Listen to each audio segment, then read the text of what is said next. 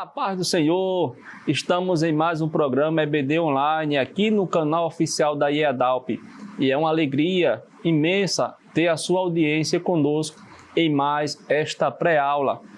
Nesta ocasião, nesta oportunidade, iremos discorrer sobre a lição de número 4 do público pré-adolescentes da Escola Bíblica Dominical. Lição esta que tem como título O Tribunal de Cristo, que está inserido na temática do primeiro trimestre deste ano de 2025, a segunda vinda de Cristo e o mundo vindouro. A segunda vinda de Cristo, é bom lembrar que a primeira se deu em seu ministério terreno, quando ele veio, o próprio Deus, encarnou, ou seja, veio a este mundo em forma humana, nasceu, foi posto em uma manjedoura ali em Belém, de Judá, e ao crescer, teve seu ministério iniciado, ali após o batismo de João Batista, no Rio Jordão, e cumpriu a sua missão aqui, o Deus Todo-Poderoso em forma humana. Esta foi a primeira vinda, e a segunda vinda ele mesmo deixou claro ao subir aos céus, quando falou com os discípulos, que assim como eles estavam vendo Jesus ir, também viriam ele voltar para arrebatar, o seu povo, a sua igreja. Então, esta lição fala da segunda vinda de Cristo e o mundo vindouro. Este mundo vindouro se refere justamente após os últimos acontecimentos, após o arrebatamento, após o tribunal de Cristo, após as bodas do Cordeiro, após o reino milenial, e aí começa então o mundo vindouro. Então a lição fala sobre o tribunal de Cristo e temos esta lição baseada em 1 Coríntios capítulo 3, do versículo 13 ao 15, que vai falar e discorrer sobre a obra de cada um aqui na terra.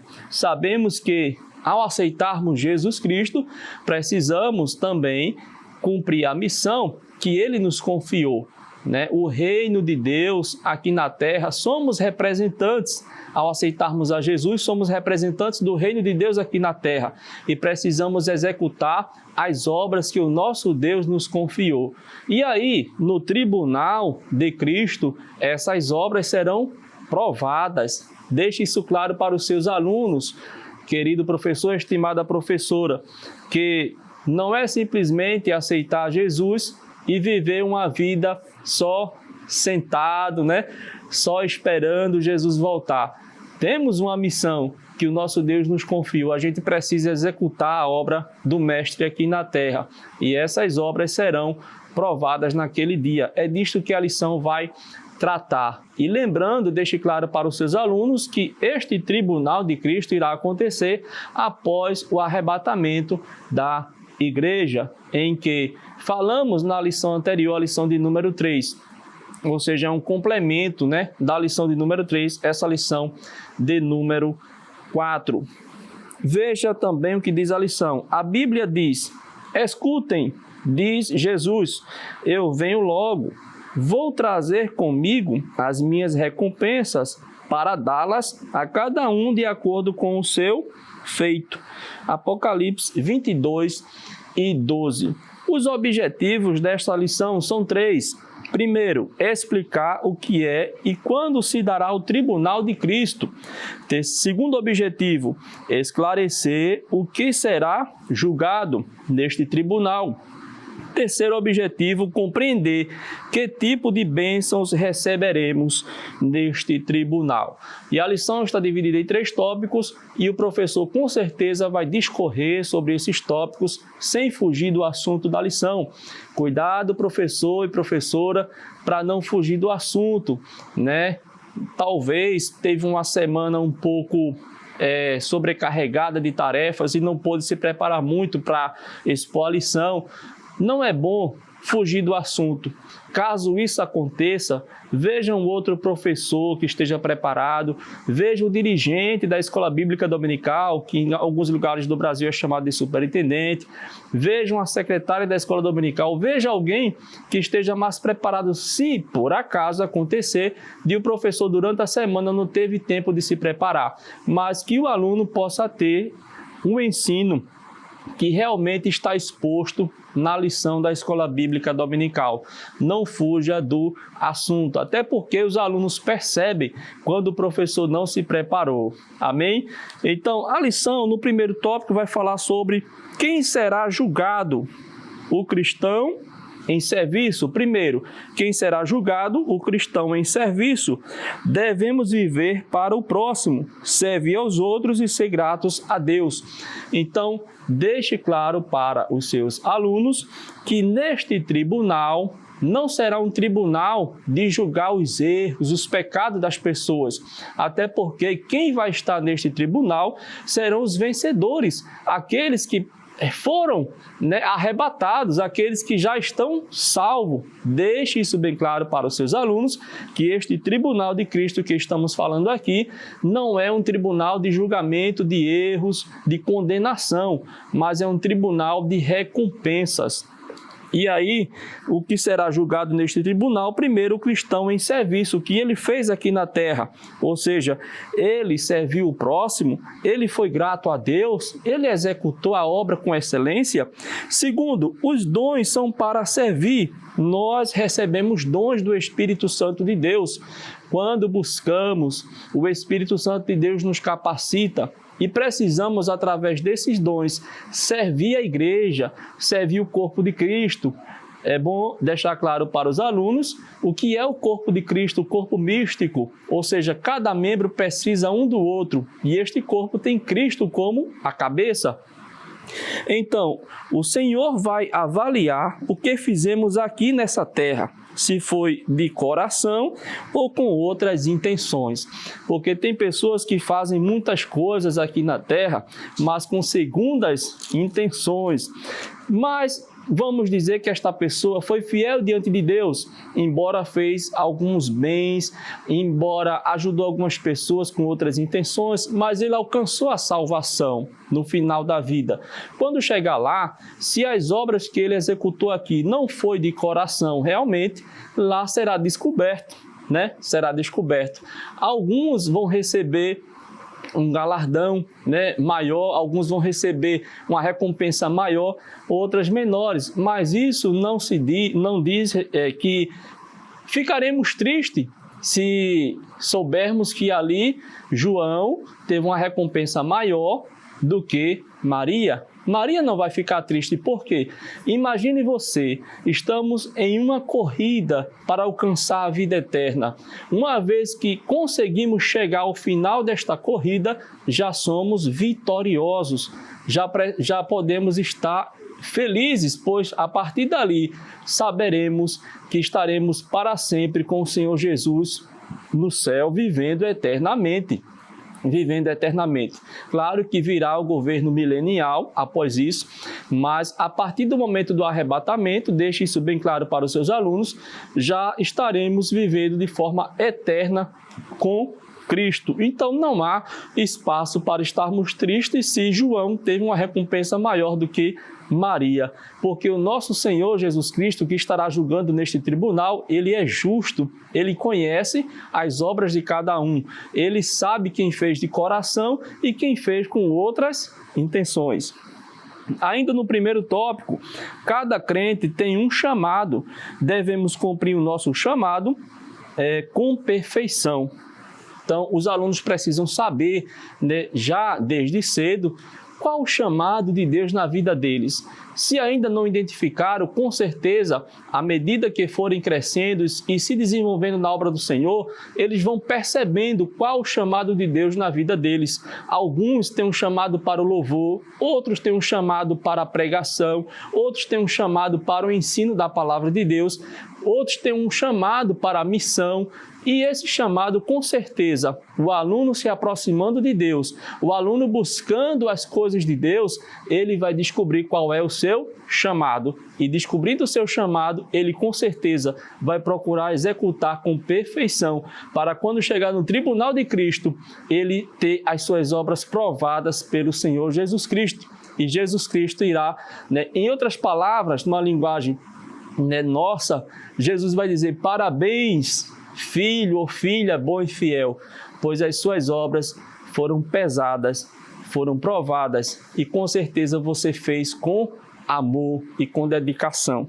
No segundo tópico, o que será julgado neste tribunal? O que é o tribunal de Cristo? Trata-se do dia em que os cristãos deverão prestar contas a Deus de tudo o que fizeram aqui nesta terra, aqui nesta vida. Então é o momento de prestar contas, é o momento de chegar lá e dizer: Deus, eu fiz isso, isso e isso. Deus, o Senhor me incumbiu de fazer esta obra e eu fiz, E como falamos aqui, não é simplesmente a questão de fazer, mas também de provar que você fez com amor, com dedicação. Nada feito forçado, é de bom grado. Não adianta você fazer as coisas forçadas. Deus quer que você faça de livre e espontânea vontade, de coração. Para encerrar, no terceiro tópico, vai falar como será a recompensa. Como será essa recompensa? Dignos de ser recompensados. Isso está aí no primeiro subtópico do terceiro tópico. Todo crente terá sua conduta e o modo como usou os seus talentos julgados naquele dia, como lemos em 1 Coríntios, capítulo 3, do versículo 11 ao 15. Mencionando aqui essa referência bíblica, eu gostaria também de deixar claro para os professores: procure fazer com que os alunos leiam a Bíblia.